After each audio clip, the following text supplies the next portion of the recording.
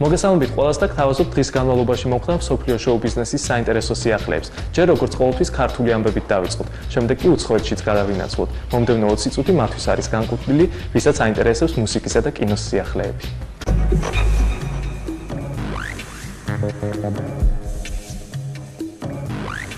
15 აპრილს სპორტის სასახლე კვლავ აივსება ქართული ესტრადის მოყვარულებით, რომლებიც გრანდიოზულ შოუს დაესწრებიან. ეს შოუ სიყვარულის დღეს ეძღვნება და მასში ბევრი ცნობილი და ბევრისათვის საყვარელი მომღერალი მიიღებს მონაწილეობას. სხვადასხვა კონცერტზე ბევრ სიურპრიზთან ერთად ერთი დიდი სიურპრიზიც ელოდება ქართველ მსმენელს. ეს გახლავთ კატოს ახალი სიმღერა, რომლის პრემიერაც სწორედ აქ შედგება. ამ კონცერტზე იქნება ორი ახალი სიმღერის პრემიერა, ანუ პირველად იქნება კატოს პრემიერა გადაკეთებულ სიმღერაზე ჯაგა ჯაგა და იქნება მეორე პრემიერა ირაკლი ფირცხალავას ვოვა ჩუმაძე, ხოლო თუ ვინ იმღერებს ამას მოგბრძანდით 15 და სპორტის სასახლეში თქვენ თვითონ მოისმენთ. 15 აპრილს არის ერთ-ერთი ალბათ გამორჩეული დღე იმითი, რომ სპორტის სასახლეში ტარდება წინა კონცერტებისგან აშკარად განსხვავებული შოუ პროგრამა, რომელსაც ქვია სიყვარულის დღე, გრანდიოზული შოუ. და თითქმის პანოზე ახლა უყურებთ თქვენ მონაწილეებს ლელა წურწუმია, აჩიმე ფარიძე, დათო გომართელი, მამუკა უნაშვილი, ქეთა თოფურია, ლექსენი თავისთავად, კატო სხვათა შორის პრემიერა იქნება სიმღერისა. თითქმის 80% მონაწილეებისა, ვინც კი პანოზეა ჩამოწერილი, ახალ ჰიტს გამოიტანს ამ კონცერტზე და მათი უმრავლესობა პირველად სრულდება საერთოდ დიდ სცენაზე. წინა ღონისძიებებისგან განსხვავებით აბსოლუტურად ყველა მონაწილე, ვინც კი ჩამოთვლილია, უკალებლად ყველა მონაწილე ღებულობს მონაწილეობას. იქნება რამდენიმე პრემიერა, რამდენიმე ჰიტად ქცეული სიმღერების, თუმცა სხვა პრემიერების დაკონკრეტებისგან ამ კონკრეტულ სიტუაციაში თავს შევიკავებთ. უბრალოდ ეფექტი აღარ იქნება უშუალოდ 15-ში ნახვას, თუ წინასწარ იცის ყველაფერი. თუმცა კატოზე მასლა ჰიტია, ყოველ შემთხვევაში მომავალი ჰიტია ის სიმღერა, უკვე კატოს მიერ შესრულებული და იქნება მასლაც ბრწყინვალე დღესასწაული, ასე ვთქვათ, ყველა შეყვარებულისთვის.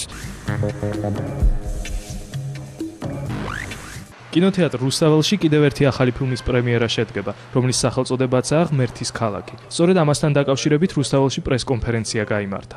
ამ ფილმის ჩვენებას ჩვენ უკვე დიდი ხანია ვაპირებთ და ველოდებოდით მის ეკრანებზე გამოსვლას აღმოსავლეთ ევროპის რეგიონში. ცოტა რთული ამ ფილმზე ლაპარაკი იმდენად რამდენადაც სიტყვებით მისი, ასე ვთქვათ, ფაბულისა და მისი ასე ვთქვათ, ძალის გადმოცემა საკმაოდ რთული, ეს ერთხელ უნდა ინახოს.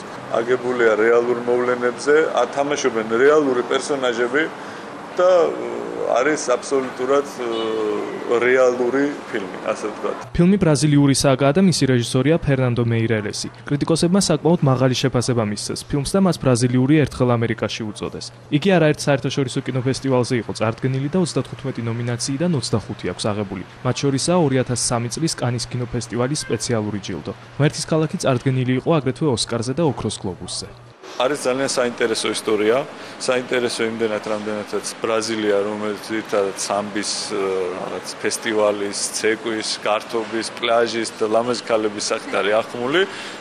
მისი, ასე ვთქვათ, მედალის მეორე მხარე არის ნაჩვენები. ფილმი არის იმდენად ემოციაზე აგებული, მთლიანად, რომ მისი, ასე ვთქვათ, სიტყვით განმოცემა შინაარსობრივად არის ძალიან რთული. შინაარსობრივად ეს არის ორ კრიმინალურ დაჯგუფებას შორის ბრძოლა, რომელსაც ეწერება ძალიან ბევრი ბავშვი.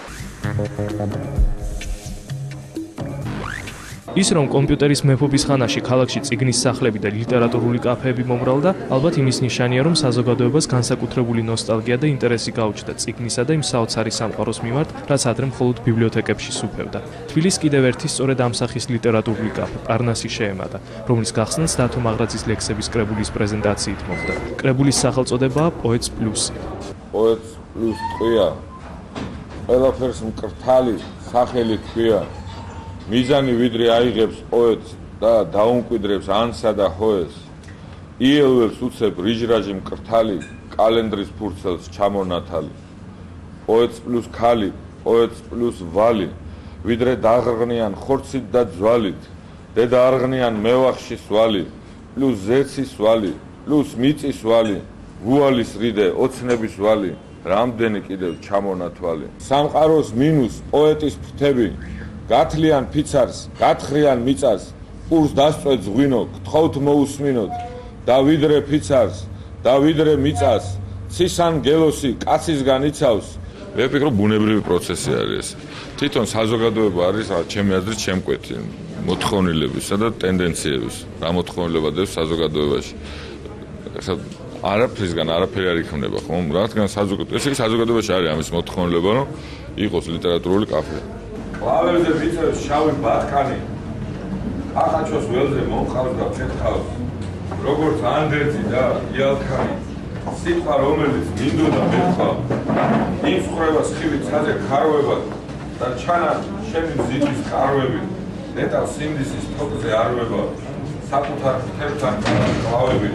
ეს არის წმინდა დანიშნულების კაფე, სადაც ასევე შეგიძლია რომ წიგნი გადაშალო და გადაათვალიერო, მაგრამ წიგნის მაღაზიის დატვირთვა ამას ნაკლებად აქვს. რაც შეეხება დათოსთან ჩვენ ძალიან დიდი ხნის მეგობრული ურთიერთობები გვაქვს.